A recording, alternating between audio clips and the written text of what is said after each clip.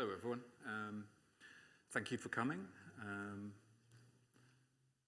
going to be talking about the virtual cinematography and nonlinear editing workflows in the Quarry. Easy for me to say. So before we start, I'd like to gauge the audience. Can those of you in the games industry put your hands up? Okay, pretty good. Hands down. And those of you who are in the movie industry? Ooh, okay. That's interesting. And hands down. And how many of you are using virtual cameras and sequencer in your projects now? Yeah? Okay, cool. All right, hopefully then most of you will get something out of this, or you'll laugh at me, one way or another, why you're doing it that way. All right, so for those that don't know, the Quarry is a branching cinematic horror narrative. We launched this summer on PC, current gen, previous gen, developed by Supermassive Games and produced by 2K. Supermassive Games, for those that don't know, is based in the UK, in Guildford. It was established in 2008 and has 300 staff and growing. And recently we were acquired by Nordisk Games. For those that play our games will know that we make a lot of cinematic content. Many of these games last a lot longer than most movies do. So as far as I'm concerned, cinematics is our bread and butter, but I would say that. Okay, my name's Amit Bajwa. I've been working in the game industry for 22 years, and 11 of those have been at Supermassive, so they must be doing something right. I've been working in cinematic sequences my whole career, all the way back to the N64. So, I was the director of photography on the Quarry. Sorry. So I was director of photography on the Quarry. I've loved taking photographs my whole life.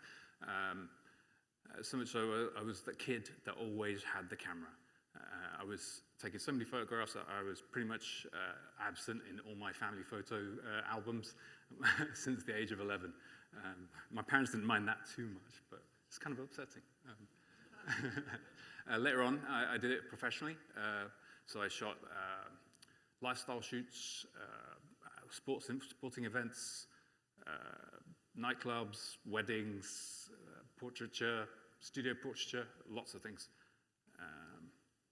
But as director of photography on the Quarry, I take care of the lighting, the cameras, and the editing. And like many of photographers, I'm I'm also responsible for the pipelines and the workflows that get the images from the camera to the screen. And that's what I'll be talking to you about today. But before that, let's take a look at the Quarry, footage from the Quarry. I want you to pay attention to the choices and interactions that the player has and the branching that takes place with regards to the sequences that play out. I've had a bunch of issues with stuttering with PowerPoint, so you're going to get some of that. That's not to do with our tech guys or our performance or anything like that. They will tell you it's my lighting, probably. So we kick off with Laura, our protagonist. She's just been spooked in the forest, and she's running through the woods to get back to her car. That's where we kick off.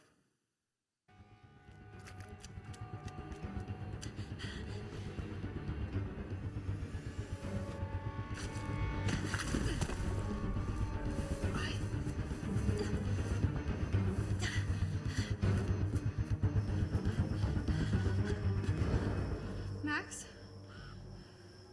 Max? Max! Hey, why are you shouting? What?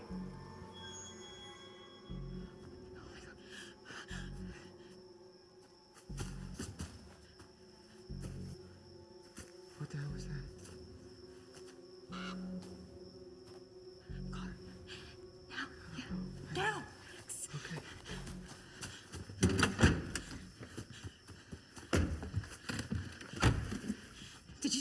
No, but I heard something. Let's just get out of here.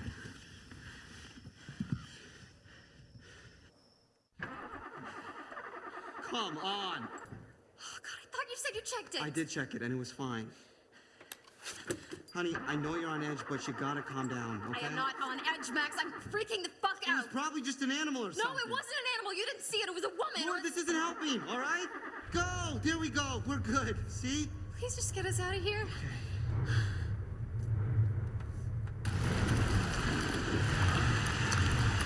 Max! I'm trying.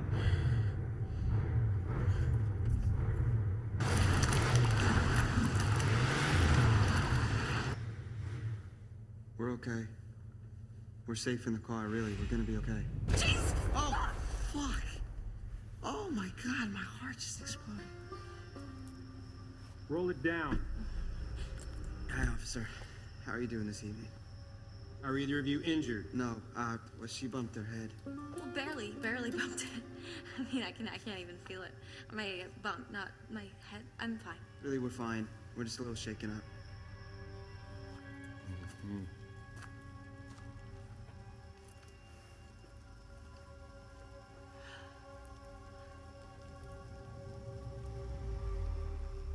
Well, you folks want to tell me what happened here?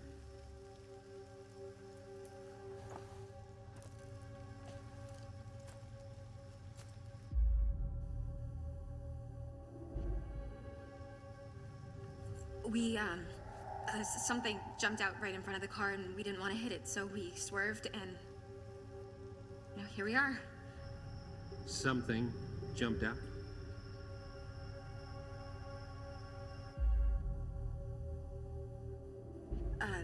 An animal. You know, yeah. It's just, don't know what kind. It was so fast and... Yeah. Well, it was most likely a deer. Sir? Keep the car running. Okay. So during that playthrough, the playthrough branched a number of times. The first time was when the player missed the quick time event and Laura hit her head on the branch or whatever. And then it gets mentioned later on in the car when the cop is asking about it.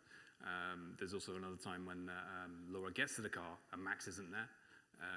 That's based off of a choice you made earlier in the game. There's also when you're sitting in the car, you make some choices there. Some have immediate effect, like one of those choices did, and then the other one had a long-ranging effect, much later on down the line in the game, probably in Act 7 or something.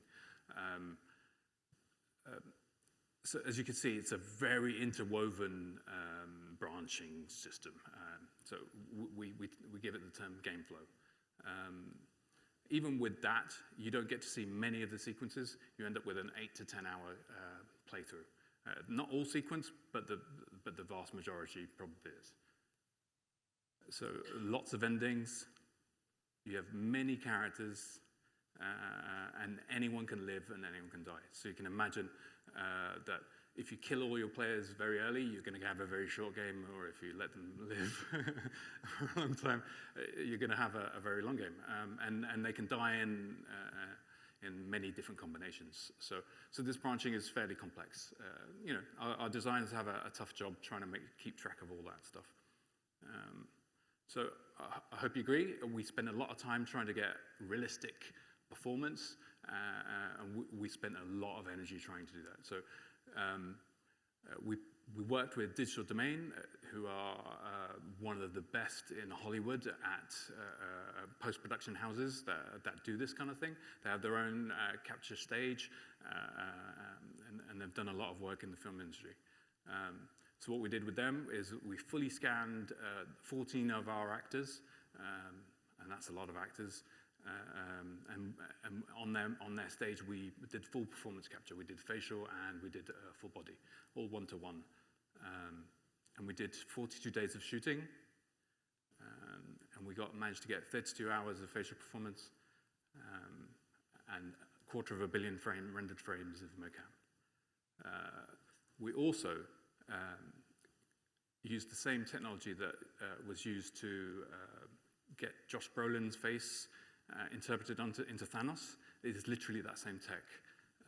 So we have spent a lot of energy trying to get to where we got. We also, hopefully, when you were watching the sequence, you couldn't really tell it was branching too much, right? So there's a lot of sequences. I mean, you can tell that it's branching because you made your choice and the sequence plays out. But sometimes you don't know. With 3,555 sequences at the last count, there was more than that, but obviously after edits and restructures and things like that, to make the game feel better, we end up with that number. That is about 15 hours worth of content, right? If a film is 2 hours and it's complicated to edit, you can imagine what a 15-hour project does, and especially when it branches from many sequences to one sequence, and then one sequence to many sequences, and many different combinations of the two. And so in that sequence, Laura had mud on her face because she fell over, and that has to be propagated throughout the entire rest of the level, or until whenever she cleans herself up or gets a costume change. Right. So the other thing we did was pair shot lighting. You can imagine each sequence has a number of shots. I don't know what the average is, I can't do math. But when the camera changes, we adjusted the lights to compensate. So if we wanted to get a rim light in and we changed the camera from profile view, we'd have to adjust all the lights to compensate, to make it look really nice from every shot. And the movie industry does this all the time. They shoot and they light specifically for those cameras lots of times anyway. On high production budgets, they do that. So you can imagine there's a lot of content there, trying to make it seamless and filmic. Okay, so with that many shots, we went for virtual cameras. We were, in the past we have done hand key cameras, and we did do some of them, but this many sequences is probably Supermassive's biggest games, probably bigger than Until Dawn. We went for virtual photography. So this shot here is a shot that I took on set, and I did a virtual camera. I used their Digital Domain's virtual camera. As you can see, being on set is absolutely fantastic, because then you can control your staging and sight lines, and the actors will actually perform subtly to you. So there was a moment when Ted Raimi was standing too close to the door frame, so I couldn't get a line of sight on him. And because I was there, we knew what camera it was. We shifted him along a little bit, saved a lot of work for us. So this is the virtual camera that Digital Domain uses. It looks crazy, but this is, I've been informed that this was used on Ready Player One. I'm going to choose to believe them, or they're just trying to make me feel good about it. So as you can see, this is the monitor. This is my screen that I get to use. This is tied into Motion Builder. There's a big old cable there that I drag along the floor with me, and get to see it. So this is a live view. So these are the controllers. That allows me to offset my camera. I can take my camera way above the scene and get a bird's eye view on things, or very low, or what have you. And next to them is little buttons that I can change lenses with, and all that sort of stuff, and reset my position. So these are the marking optical markers that get picked up by the optical cameras that allow for transfer that data to a 3D object later on down the line. So we used this on the prologue, which is great. We could take it straight into Engine. It was all aligned, so no bother. Really good quality data. Also, actually, one thing I need to mention is it looks really heavy, but actually it's not. It's made of carbon fiber. It's really nice to use. So we're ready to go, and we're ready to shoot the rest of the game. We did our tests, and then that happened. So this reduced the number of people we could take on set, massive travel restrictions. Obviously, this is our director, Will Biles, and you can see he's wearing 3 masks. He's wearing a face shield. Everyone's wearing 3 masks, and the actors had to wear masks when they weren't actually performing. I couldn't be on set. with the camera. So we had to think of other options. Animation wasn't really an option for us. So what did we do? We went for virtual photography in-house, remote. So we'd shoot the data and then use virtual cameras in Unreal Engine and do that. So well, that's what I told our producers anyway. That's what we would do.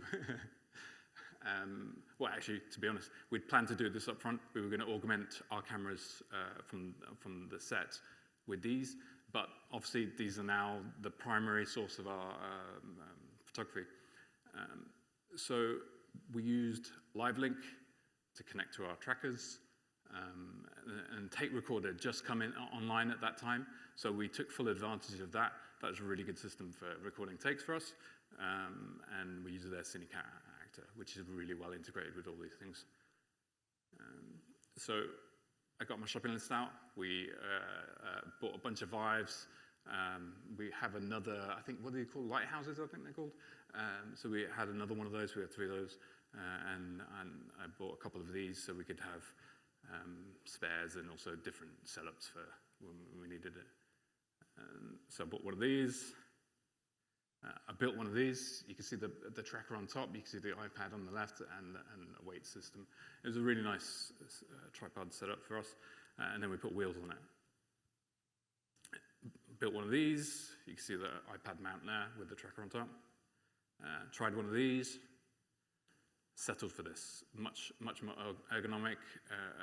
Actually, the handles are adjustable. Actually, I won't show you yet. And then I tried that. Not my greatest moment. I can't believe I've showed the world, right? I wanted that Ready Player One feel, right? Like that's what that is. But you know, we tried that, and then I had Brainwave, and then I got one of these, some of these, and we used Bluetooth, and then we ended up with something looking like that, which is this thing here. So really light, really nice. You can adjust it. I can get really good top shots. It's really good. Saved my back many a time. So here's some video of me adjusting the stuff. You can see it's on regular photography mounts, so you can interchange them. That was the old thing, that the handles were not comfortable, so that's why we switched out. So it was a 2-man setup, so we had one guy on the desk, just like a motion capture shoot, actually. He would position me in the world very close to where we want, and then I would position myself looking at the monitor, and then he would run the takes, and I would figure out where I wanted to start the shot, where I wanted to end the shot. Right? And we would go through that, and we would shoot a bunch of takes doing that. So the takes, so once we're happy with that, Matt would adjust the focus, and we'd adjust lots of things like aperture and all that sort of stuff. And then once I was ready, Matt would press the button, and it was a 3, 2, 1 countdown, and then there we go. Now we're running, and we're taking. And I wish you could see the screen, because that was the best shot ever. But you know, I only have a so wide a lens. All right, so to do this, it wasn't exactly plug and play. The virtual camera component is very focused on movies, essentially. So we were trying to get it to do things that it wasn't really designed to do. But we've got some programmers who are cleverer than me. So what we found out that it was sequencer dependent, and when we run the game, we don't include sequencer in the build. So we were tied to that. So we just removed the dependency on the cameras that we were output from it. Very easy to do, and we transferred that data onto cameras that didn't need it. And then also camera tracks. In the movies, I guess you've got money to spare and performance cycles to spare. So they capture every single track there is, post-processes and everything. We only need a very few transforms and lenses and focus distances. And also the viewfinder. So as you notice, I didn't use the iPad in the end. I was looking at a TV screen. It's because the latency over Wi-Fi in our network just wasn't strong enough. So I found that actually most of the time I could just look at the screen and position. We have next. And also, because of that, because I wasn't using the touch controls, I'm not that comfortable, they're not that accurate for me anyway, we made the controls transparent, so we just hid some of the buttons that we weren't using. We still use the UI that Matt was using to change focus, but that's about it. So that they were all, I'm informed that they were reasonably easy to change. Yeah. Oh, backwards. Okay, so we talked about sequences. What does a sequence look like if it's supermassive? We're going to jump into Unreal and have a look at it. Apologies, I'm showing you the same sequence again, but I like it when they swear. We're safe in the car, really. We're gonna be okay. Oh, fuck. Oh my God, my heart just exploded. This is in Unreal, so I'm going to show this. This is sequencer on the right-hand side. At the top is the camera cuts track. You probably have seen this. I'm catering for everyone. And underneath is the cameras, the list of cameras that we have. And for those that don't know, when in the camera cuts track, you can see the splits in the camera cuts track. That's where we cut. So we select which camera we want to be on there. Okay. So each camera has that many tracks in it. The transforms. Well, you can see all the keys from the mocap, and it's got some focal length stuff and some focus stuff. Okay, this is the lighting subsequence. Each of these is a file on disk. They're basically a file on disk that has lights in it. So we drop them into a subsequence track, align them to the shot that we want, and then that shot gets lit, just that shot with those lights. And underneath is clicking on the characters. This is the character tracks. You can see there's a direct reference, or whatever you call it, to them there. And if you do the drop down, you can see the mocap, the facial, the dialogue, and Foley, and lots of content that is specific for that. And we have props. They have animation and audio and lots of different content for them. And then finally, we have the dedicated audio track, which has music and event triggers and all that sort of stuff in it. Down in the bottom is the folder with all that stuff in it. Okay. So that's the composition of a sequence. Sorry if you've seen that, but you can see with these types of games, there's a lot of content that is in this. So the game flow. Game flow is how the game progresses from one state to the next. When the player makes a choice, it picks one sequence or whatever. So if you look at this, each box represents a sequence. The blue ones are QTs or something like that, and the yellow ones are choices. I don't remember what the red ones are. As you can see, these expand to quite a lot of sequences eventually.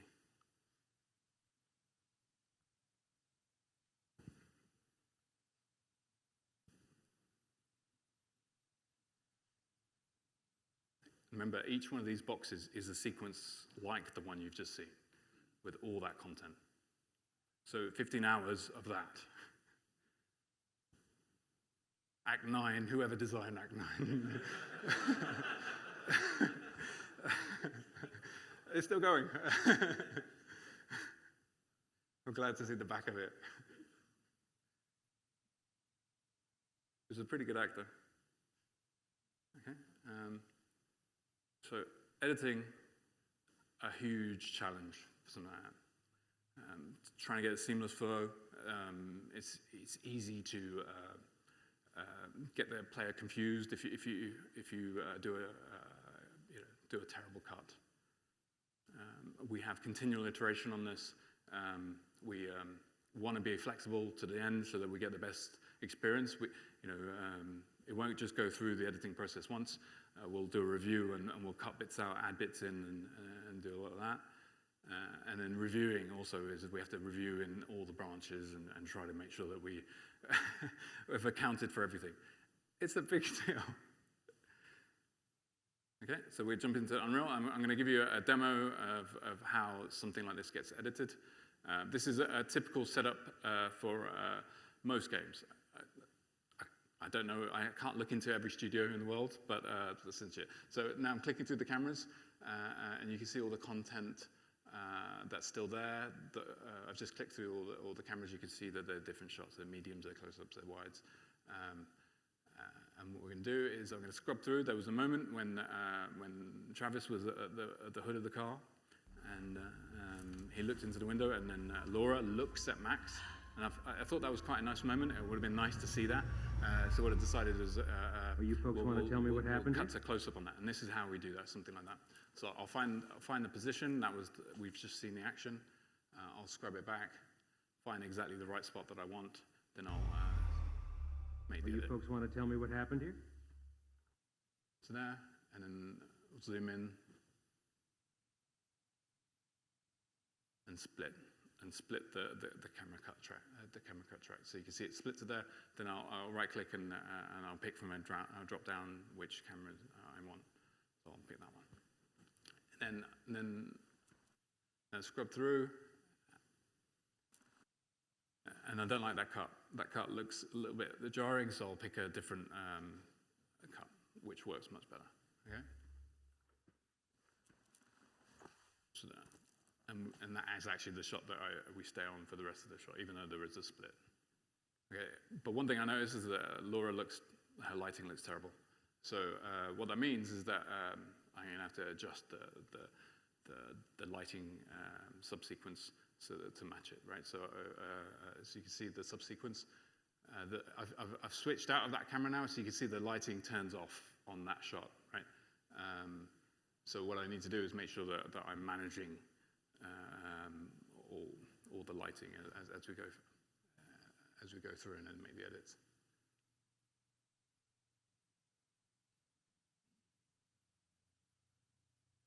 Then remove the other lights that were for the other shot that was there before. So there you go. She's got a light coming from the side. So we'll turn it off. You can see there's a light difference, right? So editing is you know, you have to be careful. All right. Okay, so now I'm going to show, I found a shot that I want to remove, which is a nonlinear type of edit, right? And I'll remind you again, this is how it's traditionally done. And what I have to do, I have to remove time from the entire sequence. So I want to remove that shot that is up there, the Laura close-up. I have to go through it and grab all the keys and delete, and then select.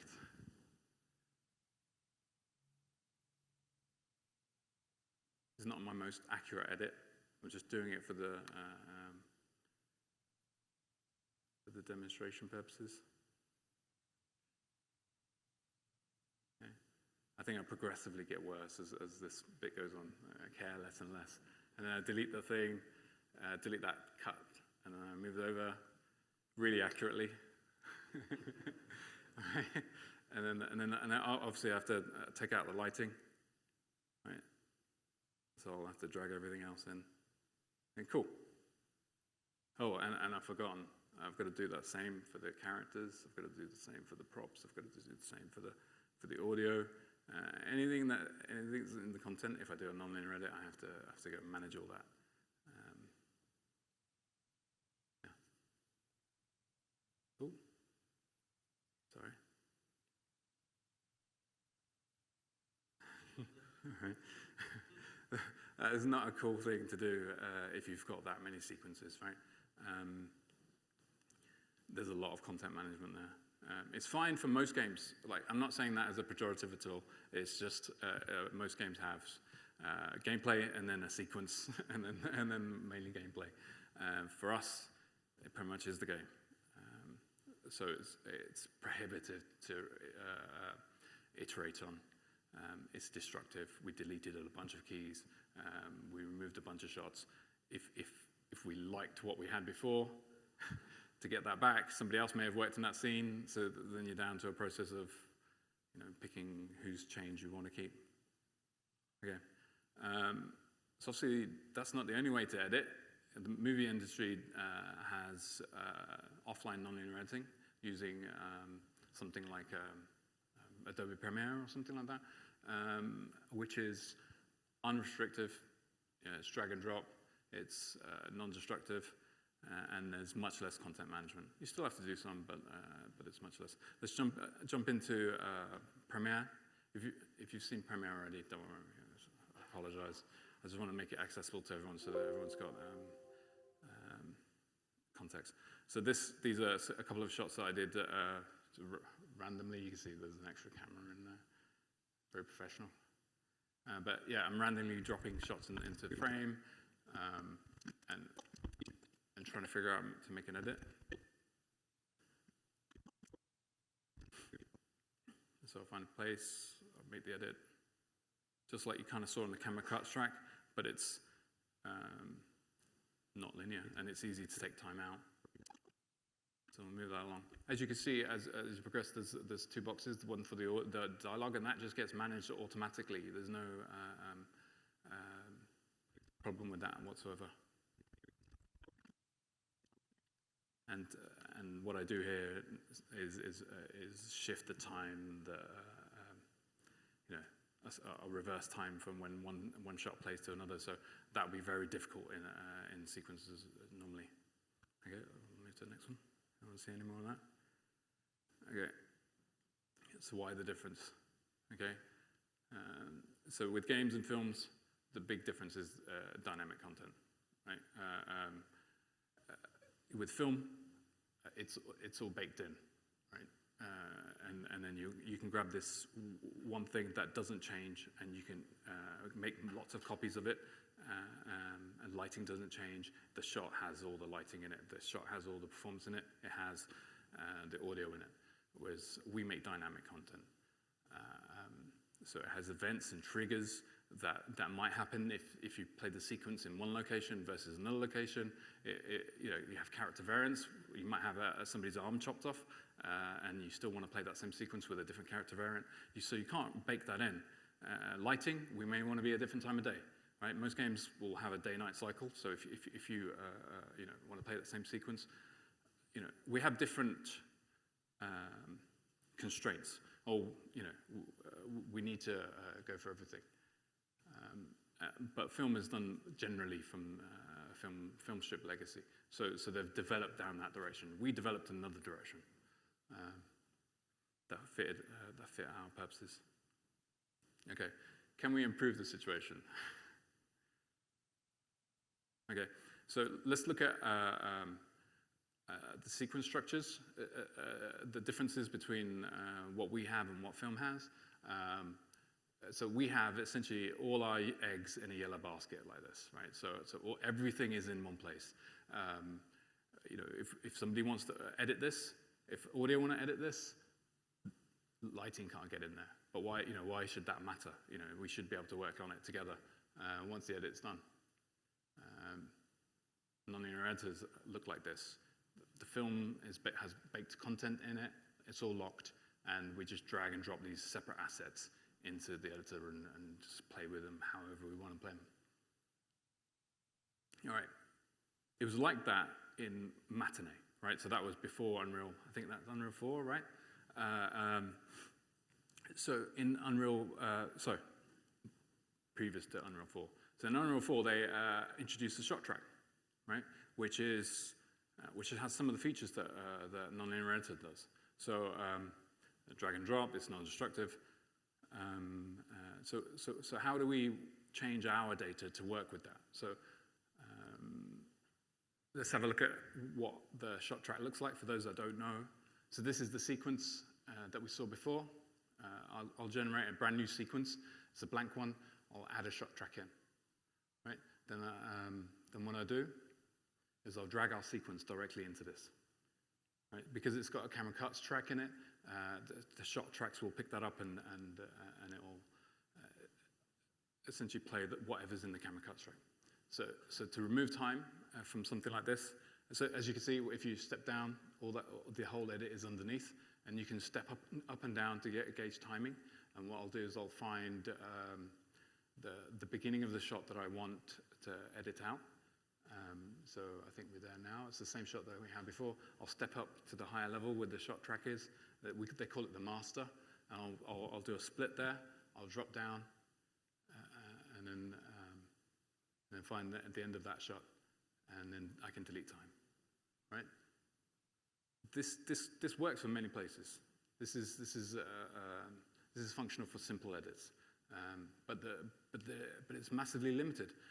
You're effectively, it's like, if you're editing a film, you had an edit already, and you were taking the QuickTime and you were trying to edit the QuickTime, you won't be able to extend shots that you don't exist or don't have, right? It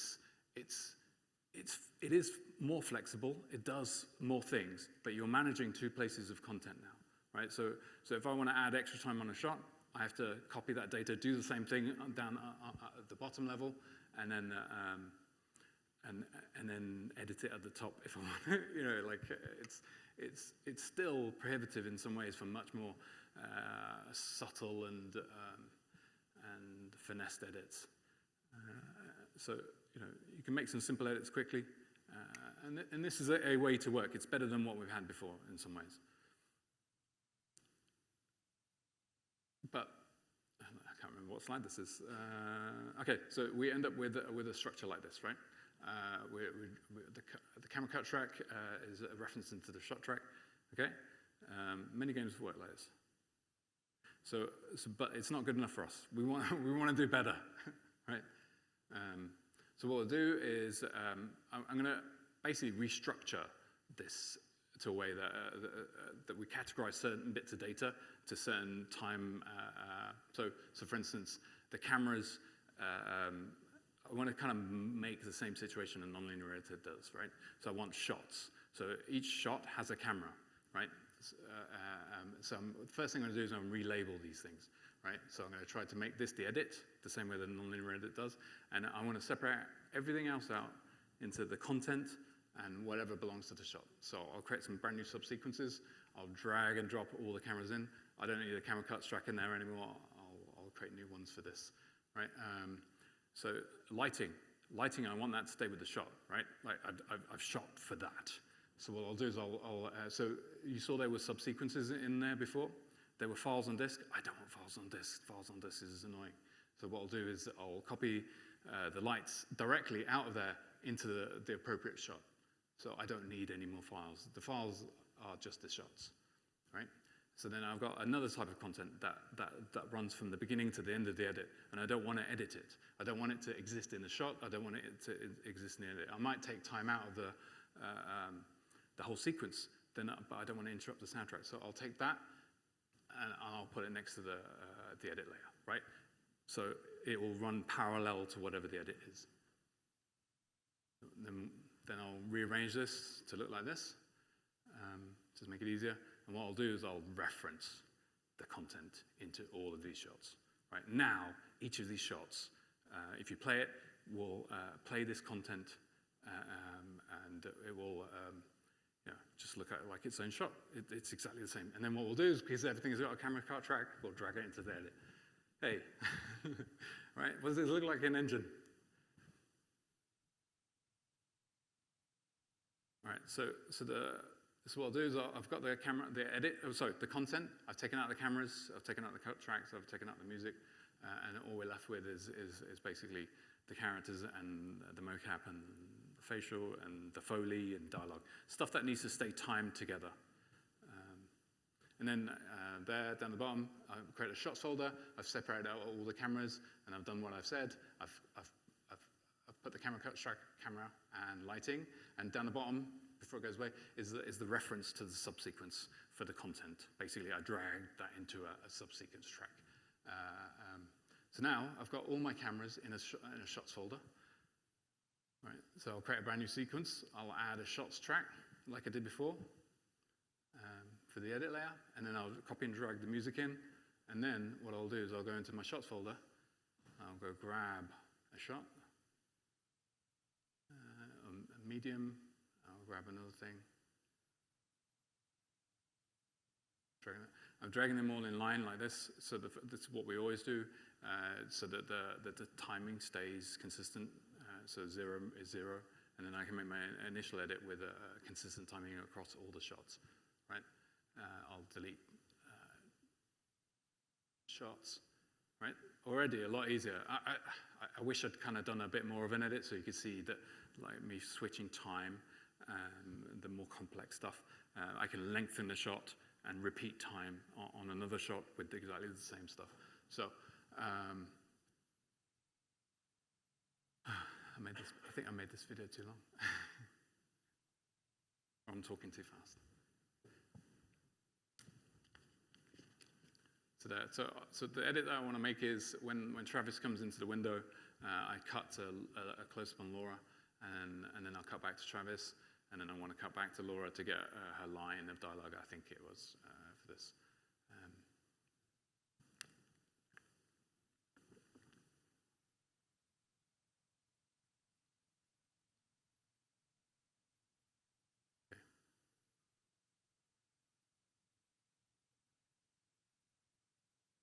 I'm running out of time.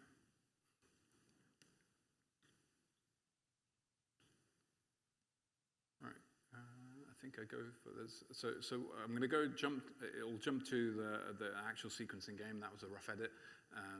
So I'm going to scrub across. This is what an edit looks like. It's very clean. You can see the audio. You may want to put other stuff in here. You're not limited to the stuff that we said. You may want to put VFX in here. But you can see here, I've stuck on that camera now. And as I scrub across, when it changes shot, you're not seeing the shot change, but I'm stuck on that camera now. You can see the lighting changes, right? But the lighting is stuck with the shot now. I no longer need to manage the subsequences. The lighting stays with the lighting. As long as it's a valid lighting for that shot, it will stay with it. You know, if you put a VFX in there and it's just valid for that shot, it will stay with that shot. Oh, where'd I go? That's repeating. So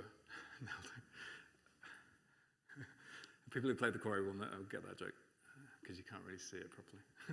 Okay, so what have we done? So we've got virtual cameras that allow us to create shots rapidly and at very high quality.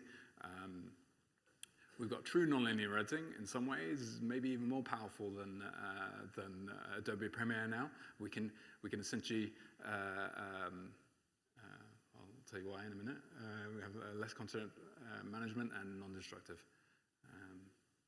file situation. Okay. So for the CG industry in wide, not just games, I think this is really, really an interesting thing. I know that CG industry does some of these things already in general, but it's very interesting because it's got very familiar workflows that everybody's using now. You know, we can hire editors now. Before, it would have been, who's going to come and do that other stuff? File situation. You can,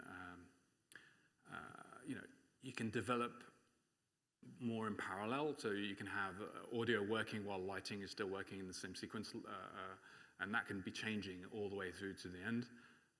And it's real-time feedback. That's, I think, for me. Like I think the keynote they mentioned that it might get realistic in a few years' time. So it's really nice to be able to change the lighting in a whole level or in the environment without having to render for days. And I can change the lighting in a whole half-an-hour sequence in a matter of a day or two, and it's instant feedback. It's very nice. So yes, that was it. I made it.